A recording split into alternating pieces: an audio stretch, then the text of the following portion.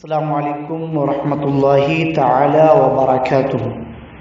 Islamic معاشرہ YouTube channel پر محترم سامعین، آج ہم بھینس کی قربانی کرنا کیسا، اس بارے میں کچھ باتیں سنیں گے۔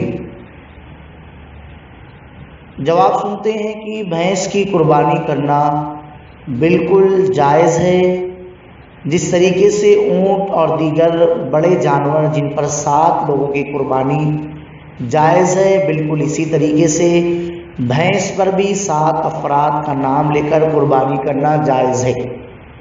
بات یہ ہے کہ جیسے ہی ماہ ذی الحجہ شروع ہوتا ہے تو ایک فرقہ جسے غیر مقلد کہا جاتا ہے، وہ یہ کہتے ہیں کہ بھینس حضور صلی اللہ علیہ وسلم کے زمانے میں ملک حجاز میں خصوصاً نہیں تھی۔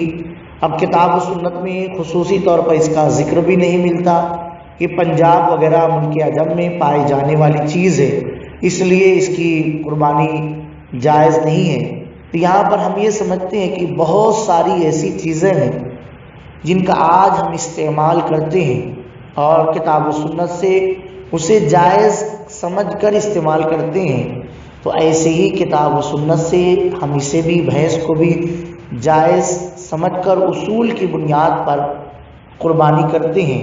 آئیے کچھ غور کرتے ہیں۔ علامہ کمال الدین دمیری کی شہرہ آفاق کتاب حیات الحیوان میں آپ نے لکھا بھینس کے تعلق سے کہ حکمہ و خواصہ بقر، یعنی بھینس کا حکم اور اس کی خصوصیات بقرہ ہی کی طرح ہے، یعنی اسی کی جنس میں سے ہے۔ ہدایہ فقہ کی مشہور درسی کتاب کی جلد نمبر 2 صفحہ نمبر 229 میں یہ لکھا ہے، یدخل فی البقر الجاموس لأنہ من جنسہ، یعنی قربانی کے بارے میں بھینس بقرہ ہی کا حکم رکھتی ہے کیونکہ یہ اس کی جنس سے ہے۔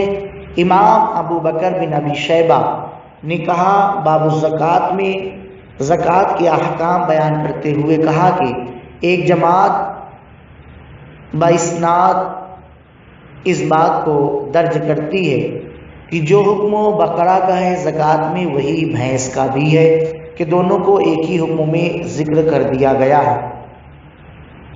ایسے بھی اور دیگر لوگوں نے ذکر کیا ہے، لہذا بھینس قربانی میں 7 کی طرف سے شمار کی جائے گی، اور دیگر بڑے بڑے محدثین یعنی فقہائے محدثین، امام مالک، امام حسن بصری، امام عمر بن عبدالعزیز، قاضی ابو یوسف، امام ابن مہدی وغیرہ جاموس کو بقرہ ہی کی قسم شمار کرتے ہیں، اس لیے اور یہ بہیمۃ الانعام میں سے بھی ہے، لہذا اس کی قربانی کرنا بالکل جائز ہے۔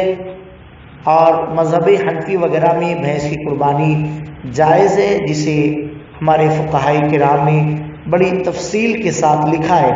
لہذا آج اگر کوئی بھینس کی قربانی کرے تو انشاءاللہ یہ قربانی عند الشرع بھی جائز ہے، اور قرآن، حدیث، سنت، اجماع، قیاس کے اصول کے مطابق بھی ہے۔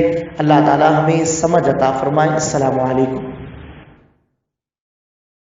السلام علیکم ورحمۃ اللہ تعالی وبرکاتہ۔